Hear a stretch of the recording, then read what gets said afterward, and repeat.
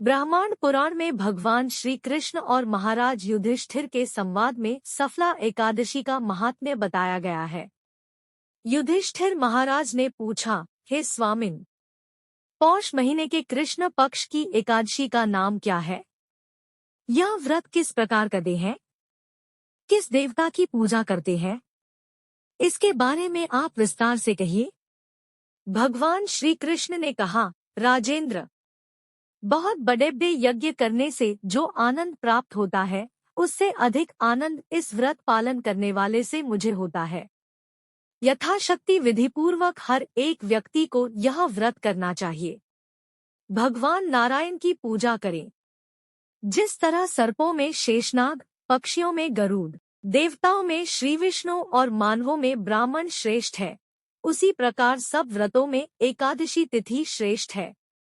हे राजन, सफला एकादशी के दिन नाम मंत्र का उच्चारण करते हुए नारियल, सुपारी, आम, नींबू, अनार, आंवला, लवंग, बेर आदि फलों को अर्पण करके श्रीहरि की पूजा करनी चाहिए।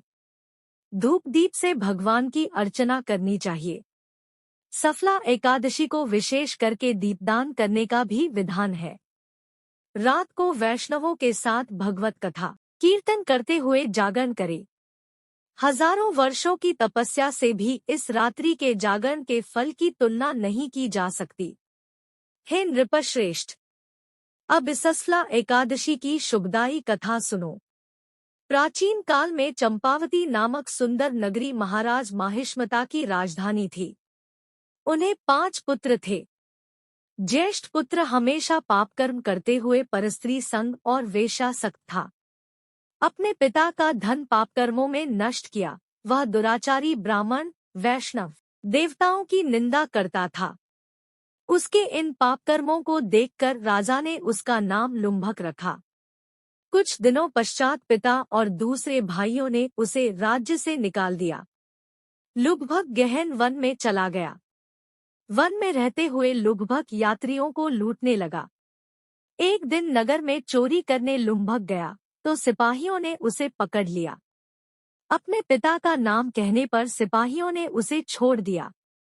वह वापस वन में गया और मांस, फलहार पर जीवन निर्वाह करने लगा। वह दुष्ट प्राचीन बरगद पेड़ के नीचे विश्राम करता था। वह पेड़ अत्यंत प्राचीन होते हुए उस वन में उस वृक्ष को महान देवता माना जाता था। बहुत दिनों पश्चात संचित पुण्य प्रभाव से उसने एक दिन अनजाने एकादशी व्रत का पालन किया। पौष महीने की कृष्ण पक्ष की दशमी को लुम्भक वृक्ष के फल खाकर और वस्त्रहीन रहने से रात भर ठंडी में सो नहीं सका। लगभग वह बेहोश हो चुका था। सफला एकादशी दिन भी वह बेहोश ही रहा। दोपहर में उसे होश आया। उठकर अथक प्रयास से चलते हुए भूख से व्याकुल वह गहन वन में गया। जब फलों को साथ वह लौटा तब सूर्यास्त हो रहा था, इसलिए उस फलों को वृक्ष के मूल में रखा और प्रार्थना की कि भगवान लक्ष्मीपति विष्णु इन फलों का स्वीकार करें। ऐसा कहकर लुम्भक उस रात भी नहीं सोया। इससे अनजाने में उसने व्रत पालन किया। उस समय आकाशवाणी हुई, हे राजकुमार, सफला एकादशी के फल के प्रसाद से तुम्हें राज्य और पुत्र प्राप्ति होगी। तब उसका मन परिवर्तन हुआ। उस समय से उसने अपनी बुद्धि भगवान विष्णु के भजन में लगाई। उसके बाद वह अपने पिताश्री के पास लौट गया। पिता ने उसे राज्य दिया। अनुरूप राजकन्या के साथ विवाह करके बहुत वर्षों तक उत्तम राज्य करता रहा।